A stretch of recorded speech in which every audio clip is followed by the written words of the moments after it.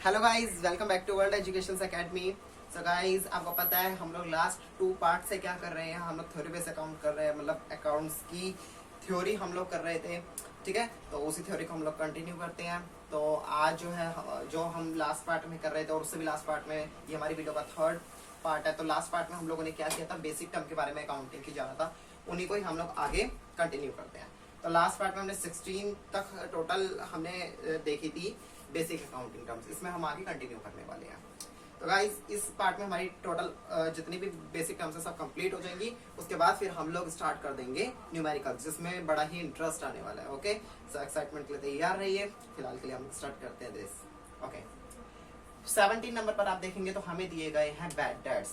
तो देखो, bad debts का मतलब क्या होता है, बिल्कुल इजी मीनिंग है बैड डेट्स का, वो अमाउंट जो हमें ना मिले।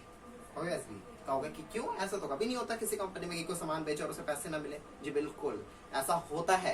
क्यों? मान लो कि कभी भी मान लो मेरी एक दुकान है और आप मेरे पास आए कि भाई हमें जो है इतने फ्रूट्स दे दो। हमारी फ्रूट्स का धंधा काफी अच्छा चल रहा है, उसी को चलाते आ रहे हैं हम लोग।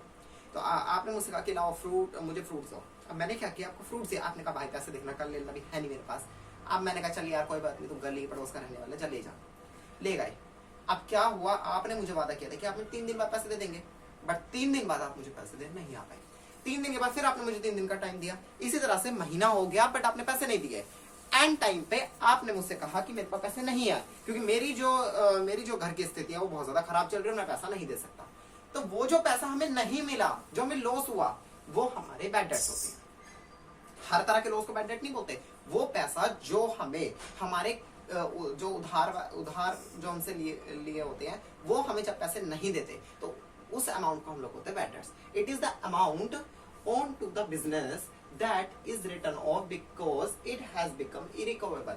वो अमाउंट जो इरिकवरेबल होता है, जो कवर नहीं होता, उस अमाउंट को बैड डेट्स बोला जाता है। Okay, next point, books of account. क्या होती है बुक्स ऑफ अकाउंट? तो the books where the transaction are recorded. वो बुक्स जिनमें सारे के सारे रिकॉर्ड, सारी के सारे ट्रांजैक्शंस को लिखा जाता है, उसे अकाउंट से बुक कहा जाता है। कोई बैंक वाली बुक की बात नहीं कर रहा, किसी भी कंपनी की जो बुक्स होती हैं कि कितना सामान गया, कितना सामान आया, हर तरह के जितने भी आइटम्स होते हैं। जैसे मैंने फर्स्ट डे समझाया था ना, मम्मी ने पैसे दिए थे, कितना खर्चा किया था, और उसकी एक बुक आपने बनाई थी, एक पेज बनाया था। ठीक है, महीने का होता था, पूरी पूरी बुक बनाते। तो इसी तरह से अपनी अपनी कंपनी की एक एक बुक होती है, जिसमें वो सारी के सारे ट्रांजेक्शन, सारे के सारे जो भी खर्चे होते हैं, लेन देन, सब कुछ लिखते हैं। उस बुक्स को क्या बोलते हैं? बुक्स ऑफ अकाउंट बोला जाता है। Credit. Credit is the right side of an account. देखो, अकाउंट की जो राइट साइड होती है उसे हम लोग क्रेडिट बोलते हैं, और जो हमारी अकाउंट की लेफ्ट साइड होती है उसको हम लोग डेबिट बोलते हैं। अब ये डेबिट क्रेडिट आपको तब समझ में आएगा जब हम न्यूमेरिकल्स करेंगे। फिलहाल के लिए मैं समझा देता हूँ। हमारी अकाउंट्स में जो बुक बनाई जाती है, बस ध्यान रखना, ये एक रूल है कि जो बुक बनाई जाएगी वो हमेशा 2 पार्ट्स में बनती है। किस तरह से? इस तरह के हम लोग हर पेज पर एक टेबल बनाते हैं। ये हमारी टेबल बनती है। ये हमारे होते हैं पार्टिकुलर्स, ये होता है हमारा अमाउंट, यहाँ फिर से पार्टिकुलर्स, और ये हमारा होता है अमाउंट। देखो, ये वाला हिस्सा देखोगे आधा, तो जो आधा इधर का है वही आधा सेम इधर का भी है सेम। यहाँ पे पार्टिकुलर है, यहाँ पर अमाउंट है, यहाँ पे पार्टिकुलर्स है, यहाँ पे अमाउंट है। पार्टिकुलर्स में हम सारे के सारे अपने आइटम्स लिखते हैं, और यहाँ पे हम लोग उनका अमाउंट लिखते हैं। यहाँ पे फिर आइटम लिखते हैं और यहाँ पे अमाउंट लिखते हैं। अब आप कहोगे कि 2 बार लिखने की क्या जरूरत है, एक ही बना लेते ना, बस इधर आइटम्स और इधर अमाउंट, 2 बनाने की क्या जरूरत थी? तो हमारे 2 होते हैं, एक डेबिट और एक क्रेडिट। कितना सामान हमारे पास आ रहा है, कितना हमारे पास जा रहा है, तो कितना आ रहा है तो डेबिट, कितना जा रहा है तो क्रेडिट। तो इसके हिसाब से हम लोग, अगर हमारे पास पैसा आ रहा है तो हम लोग उसकी ट्रांजेक्शन इस साइड लिखेंगे, जा रहा है तो हम लोग इस साइड लिखेंगे। तो आप देखोगे तो हमारा लेफ्ट साइड में क्या है, डेबिट है, और राइट साइड में क्या है, क्रेडिट है। ये आपको तब समझ में आएगा जब हम लोग न्यूमेरिकल करेंगे। अभी फिलहाल के बस इतना ध्यान रख लो कि क्रेडिट क्या है, डेबिट क्या है, बस काम खत्म। ओके, चलो आगे बढ़ते हैं।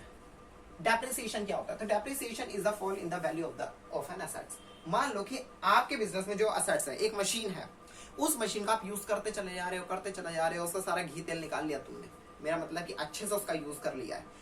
अब मुझे ये बताओ कि जिस कॉस्ट पर आपने, मान लो 5 साल तक आपने मशीन को यूज किया, तो जिस कॉस्ट पर आपने उस मशीन को खरीदा था, मान लो कि आपने उस मशीन को 50 हजार का खरीदा था, तो क्या 5 साल बाद भी वो मशीन 50 हजार की आप उसको सेल कर पाओगे? नहीं कर पाओगे। क्यों? क्योंकि आपने उसको पूरे 5 साल यूज कर लिया है, तो 5 साल की वैल्यू तो कम होगी ना। उसमें कुछ ना कुछ टूटा फूटा भी होगा, उसमें जंग भी लगा होगा, या कुछ खराबी भी आई होगी, या नहीं भी आई होगी, तो भी आपने यूज किया है। तो मतलब कि उस पर डेप्रिसिएशन लगा। जब भी हम किसी मशीन को यूज करते हैं उसकी जो वैल्यू कम होती है, उस वैल्यू जो वैल्यू कम हुई है, जो अमाउंट कम हुआ है, उसको हम लोग बोलते हैं डेप्रिसिएशन। किसी भी एसेट की, चाहे वो टेबल है, कुर्सी, मान लो मेरा बोर्ड है, तो जितने का मिलाया था थोड़ी ना उतने का ही बिक जाएगा वापिस। अब नहीं, ये उतने का नहीं बिकेगा, ये उसकी कुछ कम वैल्यू से जाएगा या हाफ रेट पर। अब आपने देखा होगा कई बच्चे क्या करते हैं स्कूल के, कुछ हाफ रेट्स पर बुक खरीदते हैं सेकंड हैंड बुक्स, तो आपको हाफ रेट पर मिलती है, थोड़ी ना कि जो बुक प्राइस दिया गया उसी प्राइस पर आपको मिलती है न्यू रेट पर, नहीं, वो आपको कॉस्ट कम करके दी जाती है। तो वो क्या है, डेप्रिसिएशन है उन बुक्स का। इंसॉल्वेंट क्या होती है, तो देखो, इंसॉल्वेंट इज अ पर्सन या enterprise which is not in the position to pay the bad debts. Bad debts का जो अमाउंट होता है, जो बैड डेट्स का जो अमाउंट होता है, उसको जो वो कंपनी जो पे नहीं कर सकती, या वो आदमी जो पे नहीं कर सकता, मान लो कि मेरे पास पैसा नहीं है, मैं हाथ खड़े कर रहा हूं कि नहीं, मैं नहीं दे सकता, तो यानी कि मैं कौन हूं, इंसॉल्वेंट हूं। तो उस आदमी को या उस कंपनी को जो पैसे पे नहीं कर सकता बैड डेट्स के, उसे बोलते हैं इंसॉल्वेंट। और जो पैसे पे कर सकता है, जो उस पोजीशन में कि हाँ भी उसका पैसा आकर बैड डेट का अमाउंट चुका दिया, तो यानी कि उसे कहेंगे हम लोग सॉल्वेंट। आई होप कि इंसॉल्वेंट एंड सॉल्वेंट क्लियर होगा। अगर किसी को कोई समझ नहीं आता है तो प्लीज कमेंट सेक्शन में मुझे बताएं, मैं उनके लिए दोबारा से एक वीडियो बनाकर अलग से उसमें एक्सप्लेन करूंगा। नेक्स्ट पॉइंट, प्रोपराइटर क्या होता है, तो ये तो मैंने आपको पहले ही बता दिया। प्रोपराइटर कौन होता है, कंपनी जो स्टार्ट करता है, जो कंपनी का ओनर होता है, उसे कहा जाता है proprietor. The person who make the investment and start the business with all future risk. वो आदमी जो इन्वेस्टमेंट करता है, बिजनेस स्टार्ट करने के लिए इन्वेस्टमेंट करनी जरूरी है, इन्वेस्टमेंट करता है और अपने बिजनेस को स्टार्ट करता है with all the future risk, मतलब जितने भी फ्यूचर में रिस्क आने वाले वो सब अपने सर लेके। भाई हो भी सकता है शायद उसको लॉस हो जाए, तो इसके लिए तो रिस्क हो गया ना, या मान लो फ्यूचर में जाके अर्थक्वेक आ जाए या कुछ हो गया तो दिक्कत हो सकती है ना। तो मतलब क्या है कि यानी उसके लिए रिस्क, तो वो रिस्क को अपने जिम्मे लेकर क्या करता है, बिजनेस को स्टार्ट करता है। अब जो हमारी लास्ट बेसिक टर्म है, जो कि मैंने सबसे एंड में ही लिखी है, उसका मीनिंग भी एंड ही होता है, बैलेंस शीट। ये हमारी पूरी कंपनी का मेन पार्ट है। ये तभी बनाई जाती है जब हमारा बिजनेस मतलब कि एंड किया जाता है। एंड करने का ये नहीं कि 10-20 साल बाद आप बिजनेस को बंद करोगे तब बैलेंस शीट बनाओगे, नहीं, बैलेंस शीट हर साल बनाई जाती है। जैसे मान लो आपने बिजनेस स्टार्ट किया 1 अप्रैल से, या बिजनेस आपने जनवरी से स्टार्ट किया, बट उसका जो रिकॉर्ड है आप 1 अप्रैल से लिखना शुरू कर दोगे। आपने 1 अप्रैल से लिखना शुरू किया, 1 अप्रैल से 31 मार्च तक जो भी आपकी कंपनी में जो भी खिचड़ी पकाई गई, पैसा आया गया, कितना लिया, कितना खर्चे हुए, फलाना ठिकाना, जितनी भी चीजें हैं, उन सबको जब आप एक बार से मेजरमेंट करते हो एंड में कि पूरे साल क्या पोजीशन रही, हर महीने हर दिन की तो आप रिकॉर्ड इस तरह की टेबल में करते ही हो, पर एक पूरे साल में कितना हुआ हमारा टोटल, तो उसको बनाने के लिए हम लोग एक शीट बनाते हैं, एक टेबल बनाते हैं, जिसे हम लोग बैलेंस शीट बोलते हैं। It is a statement of financial position. ये फाइनेंशियल पोजीशन देखने के लिए होता है कि पूरे साल की क्या पोजीशन रही हमारी बिजनेस की। कहीं हमें उल्टा खर्चा तो नहीं हुआ पूरे साल में, या हमने कितना खर्चा कर लिया, ज्यादा खर्चा हुआ, कम खर्चा हुआ, कितने पैसे आए, कितना प्रॉफिट हुआ, हर चीज हमारी बैलेंस शीट की हेल्प से पता लगती है। And it is made at the end of the year. हर साल के एंड में ये बैलेंस शीट बनाई जाती है। आई होप कि आपको ये सारे के सारे टर्म्स क्लियर हुई होंगी। आज हमारी सारे के सारे टर्म्स के लिए मतलब कंप्लीट हो चुकी है। अब इसके अलावा कोई टर्म नहीं बची है। अब इसके अलावा हमारी कुछ थोड़ी छोटी मोटी थ्योरी बची है, और हाँ, जो मेन है वो है हमारे प्रिंसिपल्स। अब प्रिंसिपल्स के लिए मैं अलग वीडियो बनाऊंगा। अभी जो हम न्यूमेरिकल से स्टार्ट करने वाले हैं नेक्स्ट वीडियो से, उसमें अभी प्रिंसिपल्स का कोई रोल नहीं है। बस अभी फिलहाल के लिए आपने इन टर्म्स को याद रखना है। प्रिंसिपल्स हम लोग कर लेंगे कवर, उसकी कोई टेंशन नहीं है। वो भी थ्योरेटिकली है।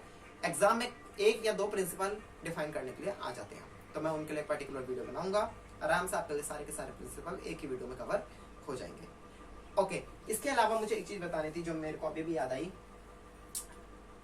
डेबिट और क्रेडिट। तो मैंने आपको बताया कि 2 साइड होती है हमारी बुक की, ठीक है ना। जो टेबल हम लोग बनाते हैं, एक डेबिट और एक क्रेडिट। कितना पैसा हमारे पास आ रहा है वो सब डेबिट में डाल देंगे, कितना पैसा हमारे पास जा रहा है वो सब हम लोग क्रेडिट में डाल देंगे। तो जब हम टोटल करेंगे अपने अमाउंट का, तो ये अकाउंट का याद रखना, जो मैं प्रिंसिपल आपको पढ़ाऊंगा उसमें एक प्रिंसिपल दिया भी गया है, मतलब एक रूल है हमारी अकाउंट का कि डेबिट साइड और क्रेडिट साइड का जो भी टोटल होगा वो ऑलवेज इक्वल ही आएगा। ओके, ये अब आप न्यूमेरिकल करोगे तो आपको बहुत अच्छे से क्लियर होने वाला है, ठीक है। तो गाइज आई होप कि आपको अच्छे से क्लियर होगा। सो मिलते हैं हम लोग नेक्स्ट न्यूमेरिकल वाली वीडियो में। तब तक के लिए thank you and bye bye.